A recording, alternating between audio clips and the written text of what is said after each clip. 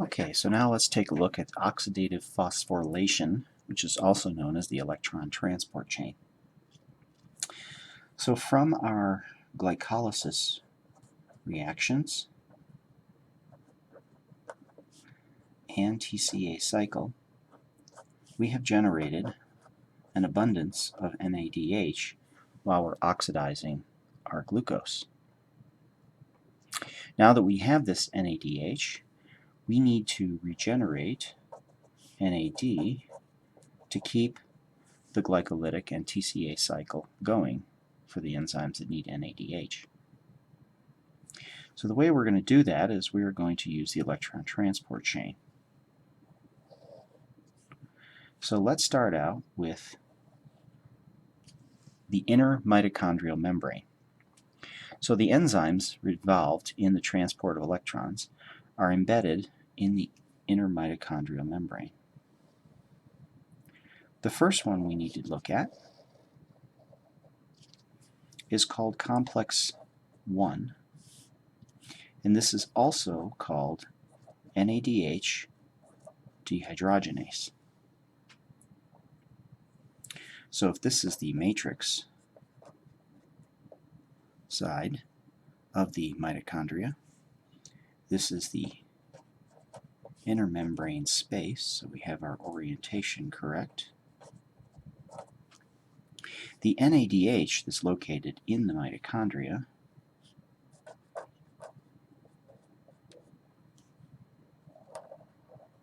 is going to be oxidized to NAD plus by complex 1. These electrons will be transferred to iron located in a complex, and we are going to be transitioning ourselves from an iron 3 plus to iron 2 plus state to balance our redox reaction. So the NADH is being oxidized, the iron is being reduced. Now in doing this, we have to consider voltage potential. Remember voltage potential, V equals IR, which is voltage equals current times resistance in ohms, and the voltage equals a push. So higher voltage means that the electrons will push harder. So the electrons that are bound to NADH are at a higher voltage potential than the electrons bound to iron in complex 1. We will see this repeated down the electron transport chain. Now the difference in energy between NADH and Fe2+, that energy is not lost. That energy is actually harnessed to pump protons by complex 1. In fact, for each electron, we're talking 4 protons. So 4 protons will be pumped using the energy that has been lost between the NADH and the Fe+2. The next step in our electron transport chain is to shuttle electrons from complex 1 to complex 3.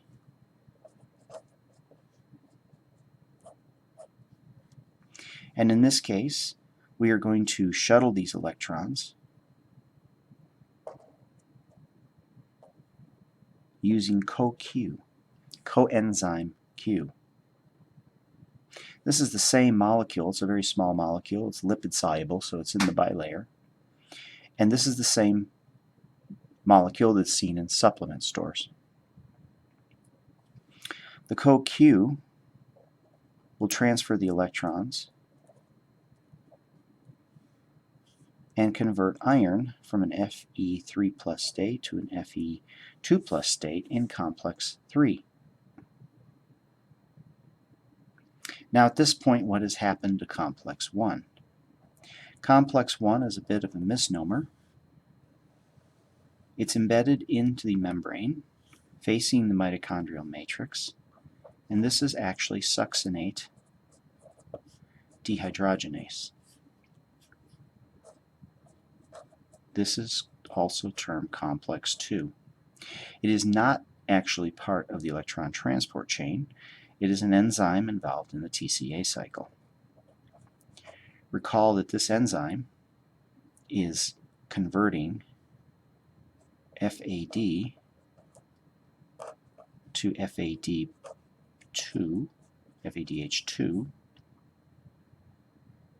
and this is the conversion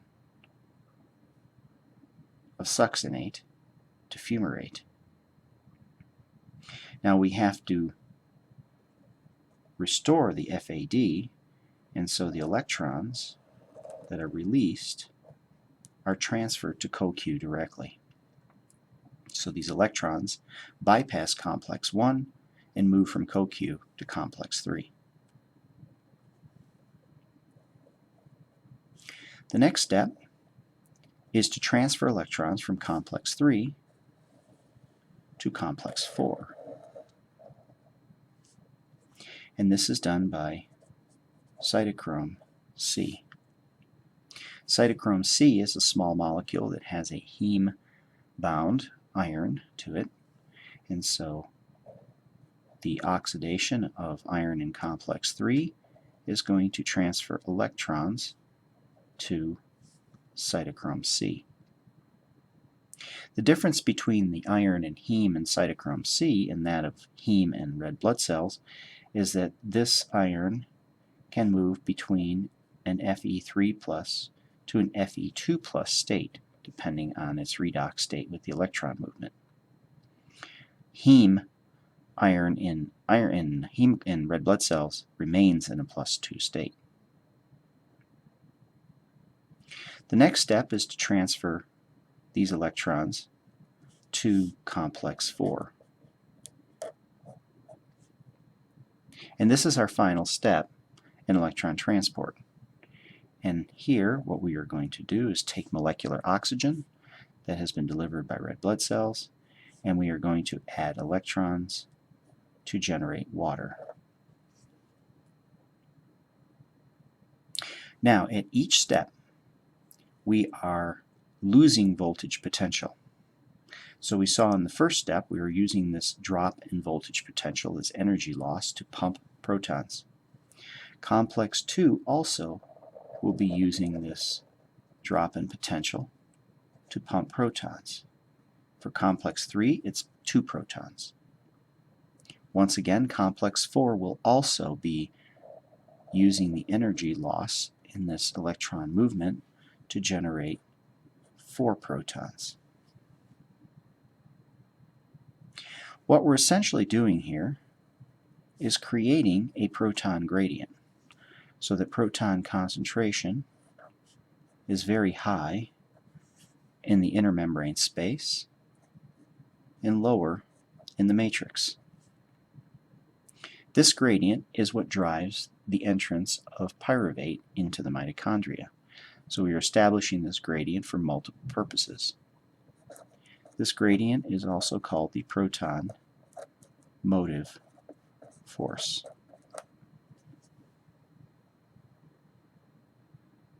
Now, besides transporting pyruvate into the mitochondria, the main function of this particular gradient is involved in ATP synthesis.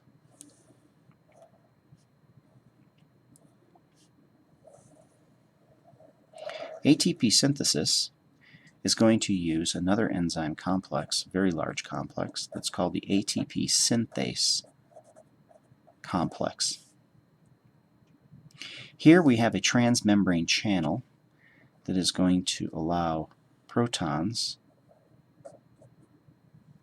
to dissipate across their gradient. So we're going to use the strength of this proton force, which is an electrochemical gradient, chemical gradient, of course, because of the proton distribution, but also electrical gradient because we have a charge distribution. More positive charge on the outside than inside because of distribution of protons. Now when this proton gradient dissipates through this channel, this is going to spin what is called the neck of the ATP synthase complex. Since the head is attached to the head will now also spin. What this does is induce conformational changes in the head proteins, so that at one point we can bind ATP and inorganic phosphate to one portion of the head. When this rotates, we can take the potential energy of the electrochemical gradient of hydrogen. We can dissipate this into the rotation of the head, which is kinetic energy, because we are using this gradient to drive essentially a molecular motor.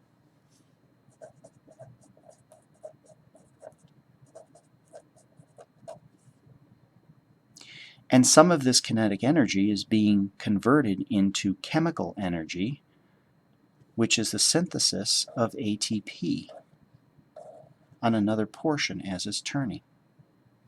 So this synthesis of ATP can be considered restoring some of the potential energy of that proton gradient.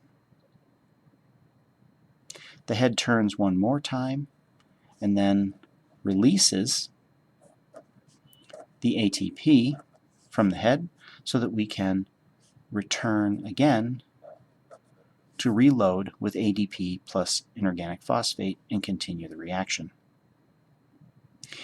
So the electrochemical gradient, establishing a proton motive force.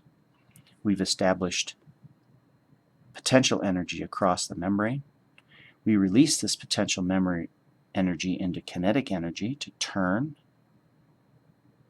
and then some of that kinetic energy is recaptured into ATP synthesis, which is potential energy for what we need. Now, how do we get these components in and out of the mitochondria?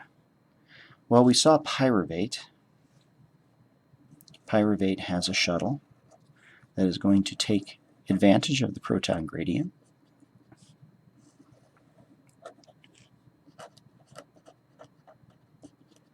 As a symporter. The other molecule that has taken advantage of this proton gradient is phosphate, inorganic phosphate. We need this as a substrate for the ATP synthase. And finally, we have to export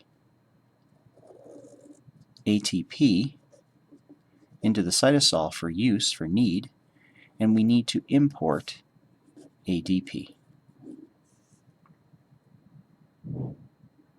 So the pyruvate proton gradient pump and the phosphate proton pump are operating on the electrochemical gradient proton motive force of these protons. The antiporter for ATP and ADP is operating largely on the gradient, because remember, ATP concentration is very high in the matrix because of synthesis.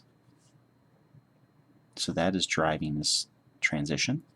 We have a nice one-to-one relationship to bring out product and import substrate. The other thing is that this is a 3- charge because of the phosphate. The ATP is a 4- charge. So this charge differential is taking advantage of the fact that we have high proton concentrations on the outside, so we have a charge displacement. High positive on the outside is going to attract the extra negative in the ATP and help drive this pump.